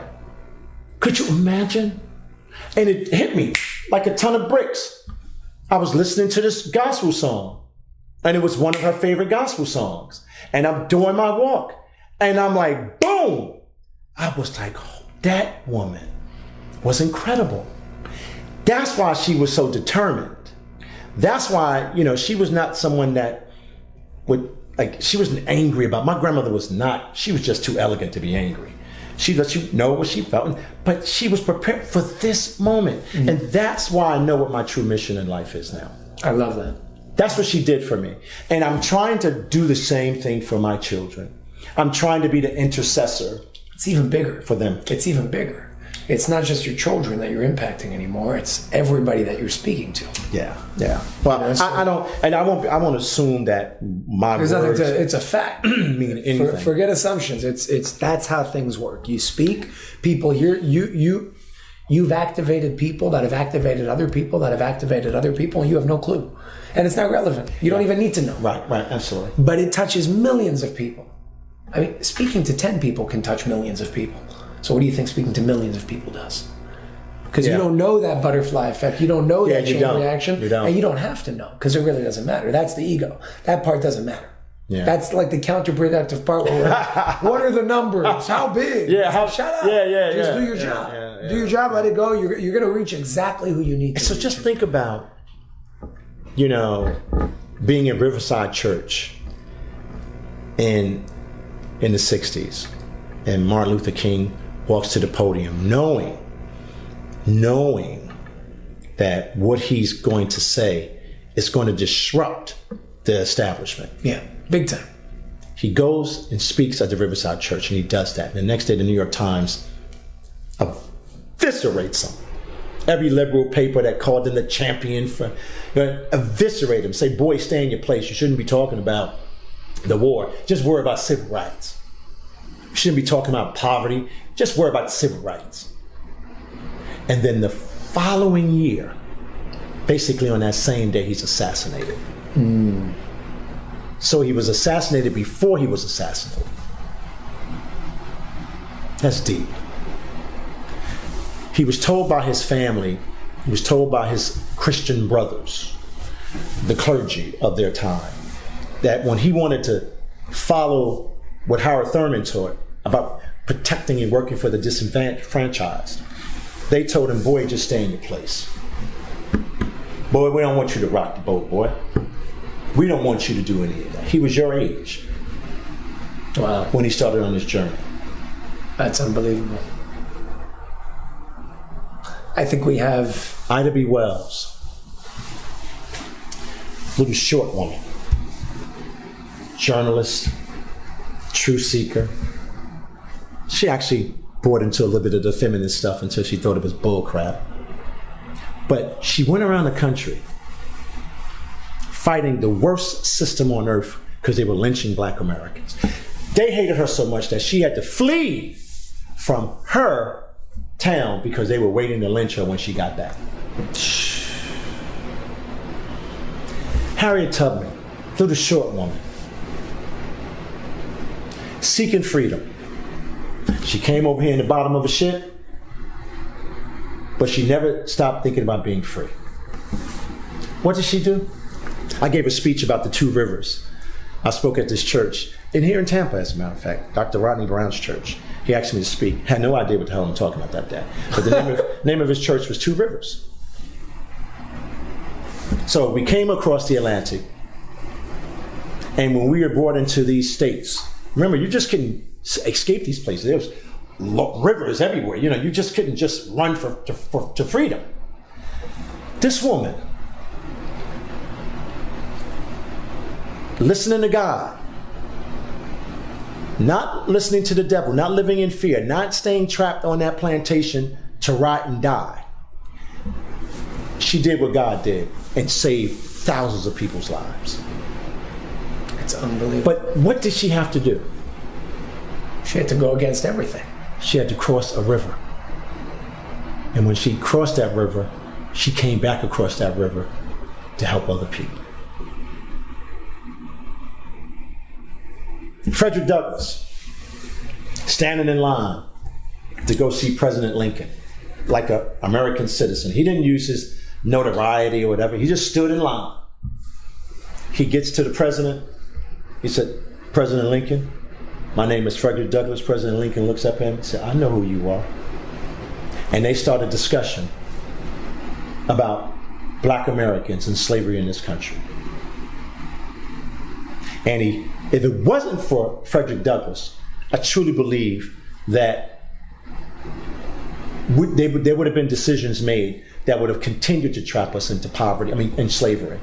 And we can go into the modern slavery, modern day slavery, but I just want to tell you, here's a man that was an ex-slave, a learned man. The ex-slave, set free. No money, no clothes. They were skilled because they were slaves. Mm-hmm. They actually built everything. What was the first thing that they did? What was the first thing that they did when they were set free? There's two things they did. Two. They got on the highways and byways to look for their loved ones. The second thing they did is that they wanted to be learned. They wanted to learn. They wanted to be literate. And what did they do after that? They built their own communities. So when people say the Black church, they don't really understand how that happened. It was Black church because they wanted to worship their God through their deeper understanding, through their experience. And those are my heroes. Yeah. These people now are not my heroes. These people don't even understand what those people went through. So when I see women and people losing their license and people are being harmed because they're standing up for God and standing up for Christ or whatever your religion is, it moves me to tears. I'm like, who are we? Who am I not to have a deeper understanding of what that is? So my job is to cross that river every day and bring more people across that river. My job is to stand in that public square and fight against the tyranny of my time. My job is to sacrifice all of my luxuries to stand up for children, to stand up for God. That is what motivates me. God ain't raised no chump. Lily Mae, Wesley, and Gwen, Lincoln Street, Mercer Street, all the places they didn't raise a chump. I'm not a chump. And my intellect is what God gave me through them. So I have that in front of me. Muhammad Ali, 28 some odd years old. So I'm not going to fight in Vietnam, but it was not about Vietnam. It was about his right to be a sovereign human being and to make the decisions he wanted for his life. He lost everything. And when he died, he was the most revered man in the world because he had God on his tongue. And I could go on and on and on. There's men all around the world, women all around the world that sacrifice for humanity. That's where I get my inspiration from. Screw your organization. Screw you. That means nothing. It's manufactured chaos. I love it. That's what I get up every day. Nelson Mandela, 27 years in prison, in a room this big. How did he survive that? That's crazy. But how did he survive that? He was on mission. Yeah. He was on mission. He was on mission. Some people agree with what he did when he came out, but he was calculating and calibrating to keep his group. But look what they did after he died. ANC now is the equivalent of the people that were oppressing them. Pedagogy of the oppressed become the oppressor. So all of these socialism, communism, totalitarianism, all of it's still here. It cloaked itself, and now you see it all. And that's the great thing that's happened in the last 2 years. We see the whole playing field. It's becoming clearer and clearer every day. Clearer and clearer every day. So that's what motivates me to even have this conversation with you. I'm trying to find some deepness in my life that will give me the God courage to work every day, not to win, not to make sure this never happens again, but to build a new world where we can love each other. You're doing amazing work. I don't know what, I'll be honest with you. You're doing amazing work. I gotta be honest with you. You're doing amazing work. No, but just think about that. Think about that. Think about the sacrifice got me here to have this conversation with you. There's a very big power behind it. Think about that. Everybody, and I'm sure everybody that's watching this, everybody has some form of sacrifice. And you know what? Those are the people that I honor. Yeah, I agree. Every time I don't watch TV anymore, and I'm for. Listen, when I was growing up, I used to have 12 papers on my kitchen table. Mm-hmm. I would absorb. I absorb everything. Mm-hmm. I have about 3,000 books in my house. I've been buying books, since I was a little kid. And my families, they always come, Kev, what that book you have? I said, it's down, you go get it. But the rule is you can't take it out of my house. You take a book out of my house, you never come back again. Because I don't want to buy them over. You can't find them. You can't find a lot of these books. Got you. But, I one day I went to listen to Dr. Henry Clark, and he said something about the Temple of Luxor. And on the Temple of Luxor in Egypt, you call it Egypt, I call it Kemet. It says, man, know thyself. Man, know thyself. That is the most important thing to me. Knowing who you are, understanding your history, understanding what you have to know who you are. You have to have a sense of yourself. You have to look at your historical bandwidth or your historical narrative to understand why you are where you are. Aristotle said that the beginning of all wisdom is when you know yourself. That's right. Yeah. It's universal. Mm-hmm. And if we can just grab hold of that energy and displace all of the other stuff, we stay on mission. This whole conversation for me was to keep me on mission. I love it. Mission. Before we close this up, are there any other words you want to share with everybody who's watching today? Well, I always do this thing after every time I speak. Yeah, I know. And now people don't even know how that happened. People don't even know how. No, let's do it. Close it up. Okay. What I want everybody to do at home is to close your eyes, grab your kids, grab your husband. You might not speak him to it today, but grab him anyway, because that happens. My wife beats up every time I say, okay, I'll be home. Grab your husband, grab whoever is around you, and look him in the face and say, I love you. I love you. I love you. I love you. Now, you see that? All of that other stuff just breaks when you do that. It's like, whoa, you're connected. And that's what they try to take away from us. Mm-hmm. And as you're closing your eyes and you open up your eyes and you say, I love you, the next thing I want you to do is I want you to inhale God and exhale fear. Because your breathing connects you to something greater than yourself. Your breathing. Inhale God, exhale fear. So when you feel anxiety, I do that every day. So I can keep that dark stuff in the back of my mind instead of the front of my mind. And then the third thing I want you to do is I want you to hug each other. This is why they try to keep us separate. The devil is deep, right? But now when we hug each other, we find common ground. We're connected in a very deep spiritual way, right?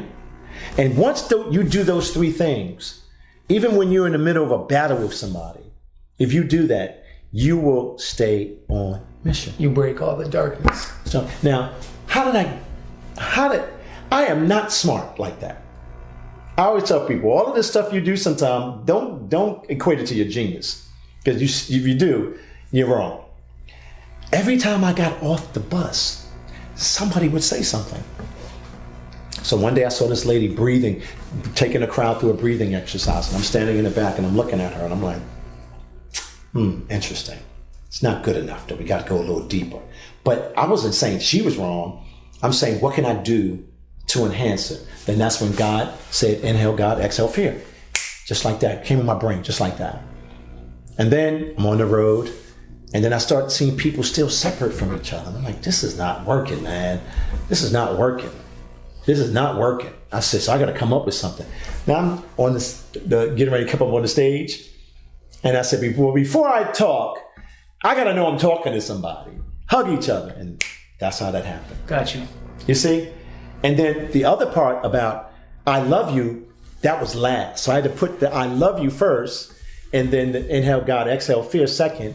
and then the other thing about the hugging thing. So that all came together because of the spiritual journey I was on when I was traveling across America. I've been with you when you've done that multiple times, and it's because it amazing. just connects you. Yeah. It connects me. And sometimes, and you see me do that, I bust out laughing because I just see the magic. Yeah. I'm like, oh man, this is incredible. Yeah. I'll just laugh, like a little kid. I was like, oh man. And do you know what started happening after that? People would come up on the stage and hug me, and I didn't know how to handle it. I was like, okay. Because I'm trying to, but then I started embracing that. Because I need to be hugged too. I need to inhale God and exhale. So it's like really deep, right? It's like, and so, because Gail asked me one day, I was, at home, which I'm very rarely home. She says, Kevin, where did you get that from? I said, I'm going to tell you where I really think I'm getting it from, Gail. I said, it's Lily Mae. She is just all over me. I said, Lily Mae she's like this all over me. And I said, and every time I think of her, something magical happens. It's just like when I spoke at the monument. I told you, you're one of the few people on planet Earth. No, I didn't know what I was going to talk about that day. And Tara Thornton was nagging me the whole day. I was like, Tara, you don't leave me alone. But then I had this conversation with her several weeks ago about how they bastardized Martin Luther King, how they weakened him, how they weakened his message. Mm-hmm. And so when I was walking up the steps, I turned back and I looked around and I looked over here. When I looked out in the crowd, I didn't see any of the people in the crowd. I only saw one face. I told you, I saw my grandmother's face. And then I said, 58 years ago, Martin Luther King was standing here, fighting for freedom. And it just came out of me, just like that. And as I'm walking down the steps, I had a tear come down my eye. And Tara was like, what's wrong? I said, you have no concept of what that was about. And she did, because she's a deep thinker. But I understood that the connection between that in 1960, I forgot the actual date, I can't remember anything anymore, to that date, it was 50 some odd years, 58 years. I am standing up there talking about the same exact thing. Mm-hmm. But it was about reclaiming Martin's dream, where there's no bigotry, there's reclaiming no hatred. The dream. Reclaiming the dream. And I forget it sometime, but that really is the mission, reclaiming that dream. A world of no bigotry, a world of no segregation, a world of no hate. That's where we're heading. You know what? Leaving you with this, that's why I always say, and I forget it sometime because I just can't remember everything. Love wins. I saw a kid in California in front of Sacramento, the Capitol. And I'm speaking, and this kid is standing over there with this big sign, love wins. I got the picture. Oh, it's an incredible picture. And I turn around and I look, and I said, you know why we're going to win? Because love wins. I never forget that day. Because, people actually think I write a lot of this stuff. I don't write it. It is embedded in me through all of the teachings that was given. It's just a combination of everything in your life. And so it's just funny because, everybody always asks me, did you write this stuff? I said, if I wrote this stuff, this would be a mess. Yeah. This is a mess. You don't want to write this. Now, if I'm doing a presentation in front of a corporation about a development project or something like that, I know there's a framework I have to operate out of, and I still have to tug them emotionally. So, but at the end of the day, it's about business. But when you're doing God's work, either you know it or you don't. That's it. You can't, If you over-intellectualize God work, just stop. Yeah, it's not God's work. And you can see, here's the deal. This is why I'm so cautious, even with my ego. Let me tell you a little bit, because I know you got to close up. If I do anything against God's mission for me, I believe that when I get up to speak, it'll sound like I'm saying something, but God will close your ears off to me. I believe that. So every time that little dark thing tries to grab onto me, I'm very mindful of that. If I get off mission, I'm not perfect, but I get off mission, even if I think I sound like I'm making sense, God's going to cut your ears off, your hearing. And that's why I take this thing so serious. I really, really do. I really take this. This is, you know, I never thought I would want to be here, but I know why I'm here. And now that I look back and I think of even when I was an athlete, even when I was, you know, a young guy living and hanging in New York and doing my thing. And when I remember when I got married, you know, and I started kind of working to make myself a better human being, you know. And remember I told you, you know, the whole thing with kids and all that stuff. Man, I like the person I am now. I'm so happy that I'm not that other person. Thank God. That's beautiful. Oh my God. Just imagine getting up in the morning, looking yourself in the mirror and being that person. I want everybody to go home tonight or get up in the morning. Don't wash your face. Don't brush your teeth yet. And just go look at yourself in the mirror. Because, you know, we do this ritual every day, but we're not really looking at ourselves. So just go look in the mirror. Don't put any makeup on them. Do your hair and say, who am I? Who am I? Just think about that. Get up in the morning and say, who am I? I guarantee you, it's going to be mind blowing. Yeah. Because when you ask that question, who am I? You really, boy, you open up a Pandora's box. Yeah. So all of these people that are taking medicine to feel better, all of these people that are giving their kids all of this toxic medicine because they have anxiety. They have anxiety because they have God in their life. They have anxiety because you know, as parents, we bring all of that sickness to them. Just look at yourself in the mirror. Man, I did that one day, scared the shit out of me. It's scary. Like, oh, what the hell? You see like an animation behind the flesh of something. My God. I mean, I really, you know, I was really screwed up after that. And I got the next day and I did it again. I got the next day. It was like a little experiment. Yeah. And you know, it's like, so I'm telling you, man, I was like, look. Like, and then I started thinking. Yeah. Like, I didn't like that other. I want some newness in my life, you know? Mm-hmm. And that's why all of my readings helped me. You know, I've went from reading the Bible, from reading the Quran, you know, to dabbling into Buddhism, which I actually understand deeply, right? I have really journeyed through life. But guess what? At the end of the day, it all came back to Lily. I could have stopped doing all of that. I could have just followed what she said.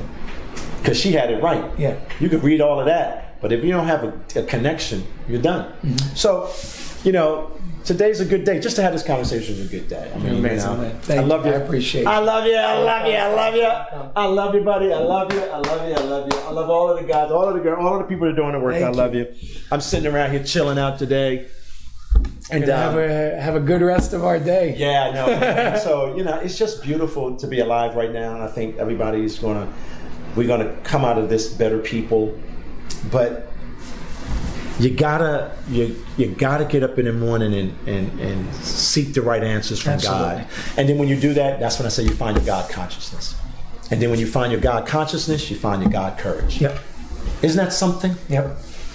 So I can guarantee you don't have no fear in your life. You get up every day, you just on mission. You got a mission. Yeah. And everybody watching this, you all have a mission. And as usual, I always just want to say thank you guys for the support. And it takes a lot of dedication to watch all these discussions and conversations. And just as much work as it takes to produce them, it takes a lot of work to also watch them and absorb. Well, I got to tell you something.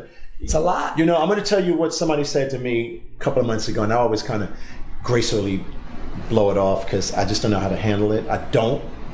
But see, God is with you. That's why everything's working in your way. Yeah. And when God is with you, you will always be attacked. Oh, that comes with the territory. Yeah. If you think you're above the devil paying attention to you, you're out of your mind. Yeah. This young man that's working on something for me in South Africa, I won't say his name, but he's brilliant. And we had to do a Zoom call because I had to go to New Jersey, to our house in New Jersey because of the storm. And I knew I had to do the call. He gets on the call. And you know what he says to me? He says, Kevin, how you doing? I said, I'm doing fine. He said, can I do something for you? I'm like, well, yeah, we're getting ready to talk about what we need to talk about. You know, you are going to do something for me, right? This young man looks at me in my face. He was your age. And he said, can I pray for you? And I said, yeah. He said, I need to pray for you because, you know, you're going to constantly be under attack. And I need to pray to God to put a hedge of protection around me. I said, okay. Because I don't let everybody pray for me. I told you that before. I'm very cautious about that. You're not laying your hands on me because I don't know where your energy really is. But I know this young kid. I know what motivates this kid. Brilliant young man. And he prays for me. And I was like, now why did he want to do that? Mm-hmm. And then I got quiet after I got off the call. And I'm still sitting here in front of my laptop. And then I asked myself, and why are you trying to intellectualize what he just did? Just let it be. Just let it be. Let it be. That was God speaking through him. Just like he spoke through Jamel, just like he spoke through you, just like I am in a circle of this really spiritual thing that's just gonna, it's like a beautiful sunrise that's gonna happen one day. Yeah. You know? And just people are just gonna get up and say, that's what we want. We want to live in the light, not in the dark. Thank you. You're welcome. Thank you for your time. Thank you, man. We'll do it again. This is my therapy for the day. Thank you, man. Thank you. I love you, man. I love you, man. I love you too. Subscribe.